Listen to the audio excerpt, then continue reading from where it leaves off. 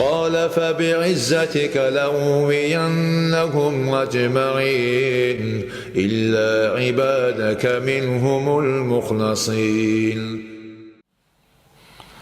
Həmçinin ikinci şeydə hansı ki, qadınlar lənətlənib,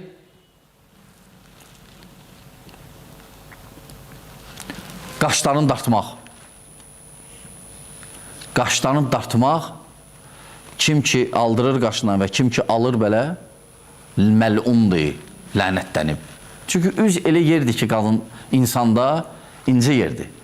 Allah subhanət hələ üzün balaca baxmayaraq bədəndə balaca hissəsidir, lakin mühüm bir əzalar orada yerləşdirib, o əzalar da incədir. Ona görə şəriətimiz qadağanlayıb üzə vurmağı. Ne üçün?